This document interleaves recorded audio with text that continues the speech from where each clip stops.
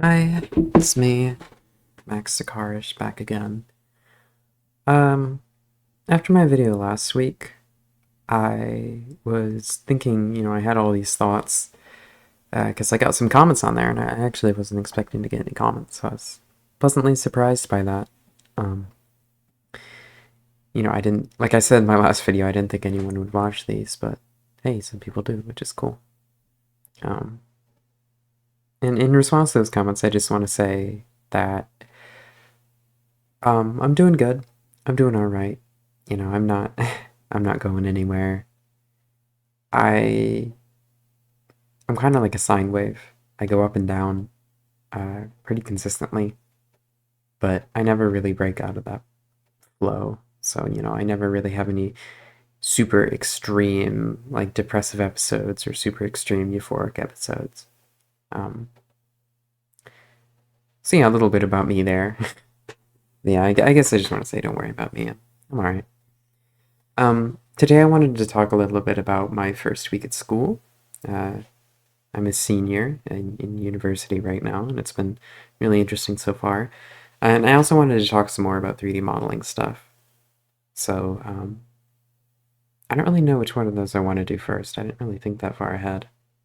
I guess I'll talk about school. Uh, so this is my last semester ever, basically. Though I might be taking some more classes in the summer just to make up some units to graduate, but hopefully I'm going to be getting a bachelor's degree very, very soon in history, which is exciting. Um, and for that, I have to write an undergrad thesis, which I am kind of dreading. Um, it's only 25 pages, only, so it's not too terribly long, but I don't really like the teacher. I don't really like the professor. I feel like she's sort of unprofessional. Um, she showed up late to class and spent most of the class talking about like these personal anecdotes from her life, which is, it's fine. I want to get to know my professor, but like it's to the point where I feel like it felt like a much lower level class than it was. Like it felt like high school in there, which is ironic because it's supposed to be, the highest level thing I'm doing in my entire academic career. So a little bit disappointed about that, but yeah, and I'm not really sure what I'm going to write about. I was thinking of doing something about like I don't know video games or something. I was thinking writing about Half-Life. You know, using it as kind of like the I guess the what's the word for it? I forget the middle line. The middle way, not the middle way, but like the sort of signifier of like FPS games, kind of the median point of video games over generations. You know, contrasting Half-Life 1 versus 2 versus the episodes versus Alex, and sort of just analyzing how, because into my mind, I feel like they are kind of the like I said earlier, the sort of median point of video games. Like they are the kind of, if you average what all video games are doing and then just take that average and work as hard as possible as you can on it, then you get Half-Life. You know, it's not really a series of games that sort of is super out there and like crazy innovative. Um, they're sort of just doing things that other games have already done, but just doing them really, really well and to a professional standard that other people, other companies and other games don't really achieve or can't achieve. At least that's what they do to my mind. Um, so yeah, I'm not going to be able to do that, which sucks. But I'm hoping to maybe do something about ideas of nuclear destruction in the United States, or more specifically in California, because I grew up near Diablo Canyon, which is this nuclear power plant that shut down recently because people were afraid that it was going to have a meltdown, even though it's not going to have a meltdown, and if it did, it wouldn't be that bad. Um, so it's just like a lot of the reasons that it got shut down are these sort of super long running anxieties about it blowing up and, fears about nuclear destruction on American soil. And so I was thinking of writing about that and maybe tapping into, because, I love video games. I love talking about video games and history. And I was thinking that the kind of part of that essay could be talking about Fallout 1, which is, I am allowed to talk about that, even though I'm not allowed to talk about the Half-Life games because they're too recent. Fallout 1 is on the table. So there's that. Could do that. Um, and yeah, just talking about how, it's really interesting that, like, kind of the sort of, at least to my mind, the highest evolution of, like, nuclear bombs in fiction, in American fiction, has been this, like, in, like, role-playing games in particular, like Fallout. To the extent to which the later Fallouts are role-playing games is arguable, but the early one definitely is. The early ones, excuse me.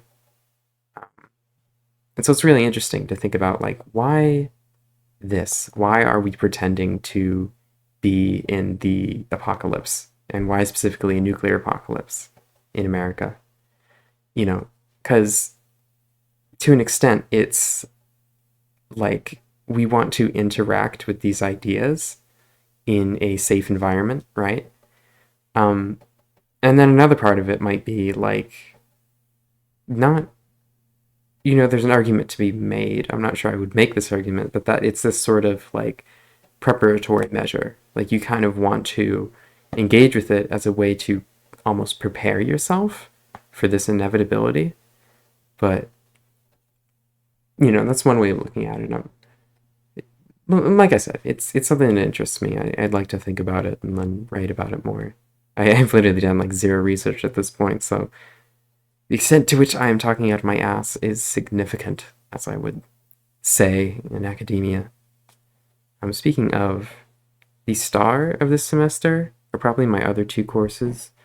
I'm taking perspectives on the Holocaust and genocide, which I'll get to in a second, and then Cold War German history, or more specifically, East German history, which is going to be really cool.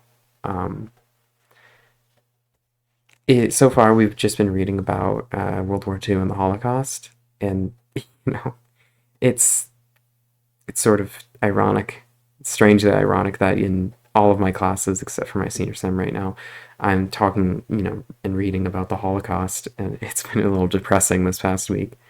I've cried to my readings a non-zero amount of times, which is more than the rest of my academic career combined, which is interesting.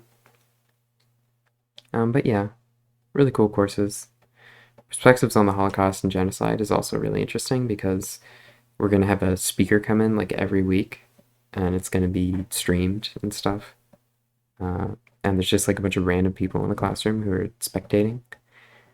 This last week we had the Jewish Palestinian living room dialogue group, which was super fun. I guess not like fun, but it was really interesting to hear these people's stories. And it was really inspiring also.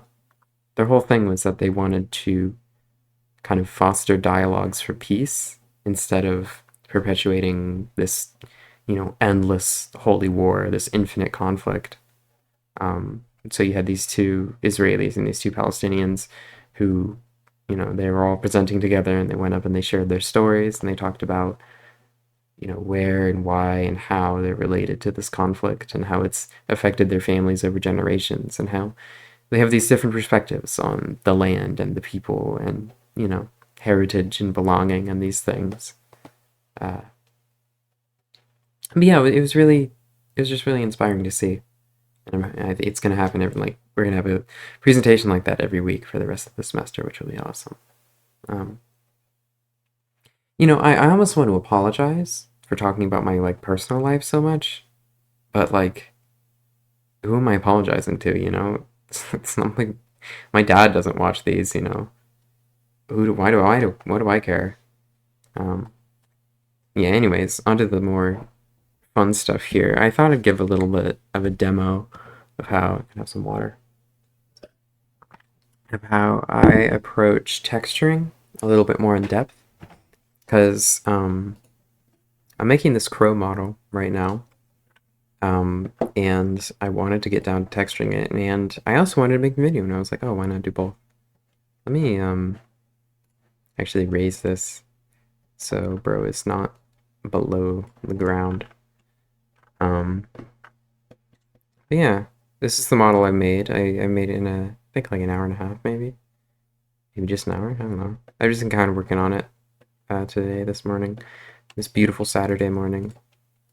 It's been pretty fun so far. Um, yeah, I think what's happening here? Oh, what's TI? I think I might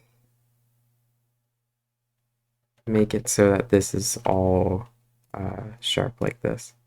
What I'm doing here is I'm just selecting vertices and I'm pressing M and then merging them in the center to give it more of a, because I want to make it so this is like feathers, you know, because it's a bird. Yeah, that looks silly. Yeah, we shall see if that turns out okay. Let me not obscure this bird. I haven't unwrapped it yet. So right now this is just the default like texture unwrapping that Blender did on its own. All I've done here is go into the material section and just add an image, not a blank one, but just one with the UV grid. Here, I'll show you in the UV editing. So this is the texture right now. You know, it's a bit shit to not put it lightly. And there's two ways we can do this, really, or three. Sometimes when I'm making a really simple object, I will just align the camera and do pressing U here, do a project from view, which literally just like, it does what it says. It just like, it's like a picture, you know, a snapshot from that angle. And you can see the texture is stretched so that from this angle, you know, it looks, here, I'll do it again just so you can see. From this angle, it's like the grid. But from any other angle, it's weird, difficult to deal with. The other main way we can do it is we could go down and actually I'll open another model to show you this. This is the more traditional way that people do it. This is a commission I'm working on. Ooh, it's pretty cool. But for example, for this model, you'll see these little red lines, and these are seams in the texture. It's mirrored, so this is the actual model. So when we unwrap the texture, this means that each of these sections that are sort of outlined in red will be unwrapped individually, which means that if I go to here, you'll see that the texture for this model is really clean, and it's really readable, which is really nice. You know, like I can immediately tell what's going on here. You know, you have the barrels, you have the pump right here, you have the stock, and you have a bunch of little tidbits that don't really matter that much. Like you could literally just like paint these all a color or two and it would probably look fine. But yeah, no. I'm pretty proud of this model. I think it looks good, especially in the light. You know, showed it naked. Oops. Let's go back to that crow though. So for this guy, we're gonna go for the third way, the middle way I've been talking about, which is light map packing. There's three. No, it's light map packing, which basically this is how you do it if you want to do like pixel art texturing and paint on stencil textures, like which is what I like to do, stencil painting. Yeah, here we go. It's really simple. Basically, it just takes every single little vertice, you know, every single little square and everything, and it nice and neatly just stacks them together like this. You saw it, it was literally just one click, and then we're done. The thing about this, texture is impossible to read. If you give this PNG to an artist, your texture, they will not be able to tell what's going on. And likewise, you know, when you load it up into Blender, you will not be able to just like edit your texture, you know, drawing on it like this, because it's just unreadable. Um, but what you can do is you can make textures really fast. So I'm gonna open up. I have some fuck. I have some crow textures here that I'm gonna use. So for example, I have this guy, just a picture of a crow, and I am going to paint crow onto here. Yeah, and here you can do some stuff here because I don't want to get it on the wing because this you can't really see the wing in this image. So I'm just gonna try to try to remove it there. But yeah, no, here. I'll show you how this works real quick. So let's blow this up. And we can just paint on it like this. Yeah, let's try to get the upper part of that, like, ooh, and I'm gonna turn mirroring off because it can lead to some unexpected stuff. I'm also gonna undo that because I might, what did I press? I think I pressed paint soft pressure instead. Well, whatever. You just have to reselect your, ooh, shit. Here we go. All right, done. Yeah, I forgot what I was talking about.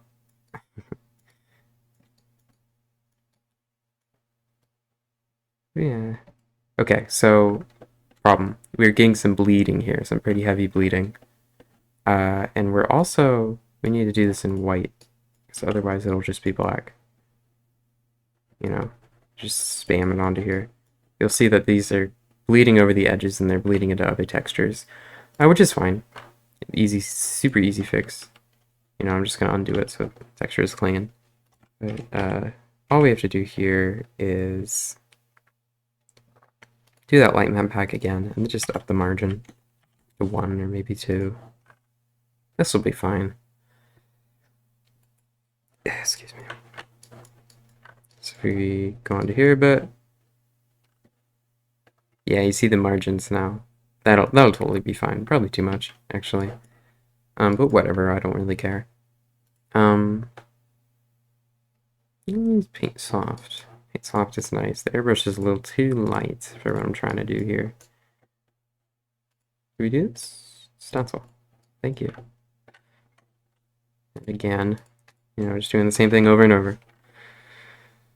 My life is so hard. But yeah, like I've been talking about, things have been okay. I've been enjoying the first week. I've been actually waking up really early, which is interesting. Usually I have what you would probably call a very poor sleep schedule. Everyone's different.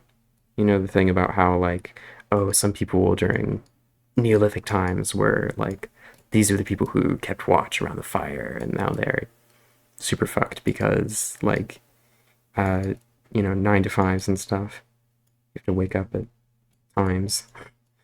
And usually I'm one of those people, but lately I've actually really been enjoying getting up at like 6 in the morning, which is like totally not like me at all. But it's been really nice, just this first week of classes and everything. Ooh, and there was something I wanted to talk about actually that I thought was kind of interesting. Ooh, fucked up. Um, there was that big strike thing that happened recently. And my senior seminar teacher talked about it in her, she did a little announcement, which I found pretty interesting. And she said, I have talked about this strike with my colleagues, and we feel that if your conscience obliges you to go, then, feel free to skip this class. It might not be the best choice academically. They always say that.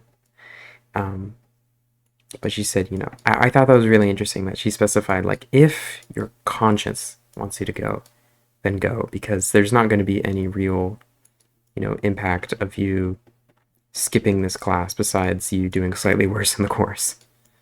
Like, you're not, sticking it to the man, as they say. You're not really, like, depriving the world of your, sorry. You're not not depriving the world of your labor, but like not being in this class is not a meaningful protest, essentially. There we go. It's a little bit better. Let's see how this looks mirrored. Yeah, that looks like a pretty stupid looking crow. But it's fine. I want to use this in the shooter game I was showing last week, and you're only going to see it from like far away, so it doesn't really have to be super detailed. Yeah, like I was saying, I will out myself. I did not participate in that particular protest. I agreed with her. You know, I might not like this teacher, but I do agree with her that it is kind of a little bit silly to like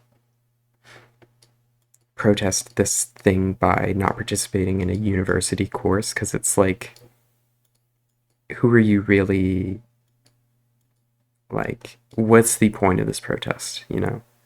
How are you protesting the government's treatment of immigrants? How are you protesting ICE by doing this? You're not directly impacting anything besides your own studies.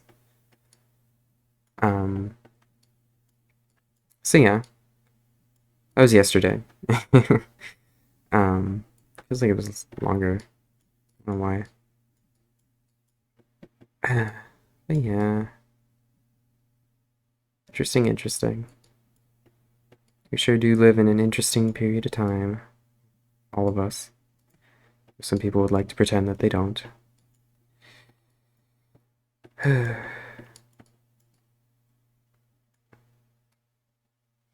Again, I feel the need to apologize, but I will not.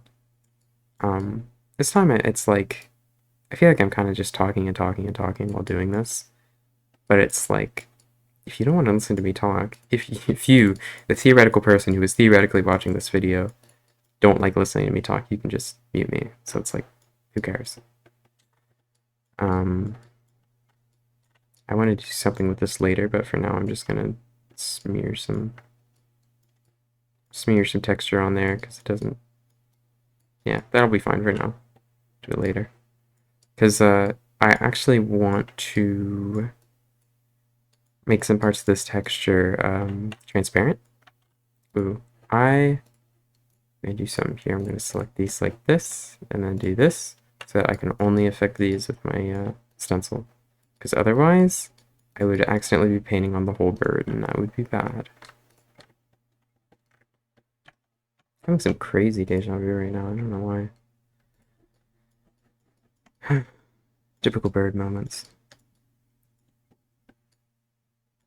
But yeah, what else is happening in my life? What else is going on? It's the Max Talks About Herself hour. This is kind of interesting here. I've never made like an animal like this. Like a bird. I made a deer once, but yeah, not like a bird. I've never made a bird. So this is kind of an interesting challenge for me. You know, it's pretty cool, pretty fun. I feel like you have a lot more. Here, I'm going to just pressing the plus button here, and then I'm going to press Control I to invert it, and then hide this, so I can get at this nice piece of bird here. Oh, that's weird. Is this? Okay, so sometimes when this happens, it's because the texture, sorry, not the texture, it's because the mesh is flipped inside out. Because meshes actually have a direction that they're facing, each individual face. So you can do this here. No, yeah, you can see these are the directions it's facing, and this one is facing out, so it's weird that it's not letting me paint on it. But yeah, I wonder if I hide everything else and then do it. No, I do it from behind. Okay, there we go. It's just being weird. So it goes. You know, nothing's perfect. Don't try to make your models perfect either. You'll just end up running in circles. Let's get this stuff too.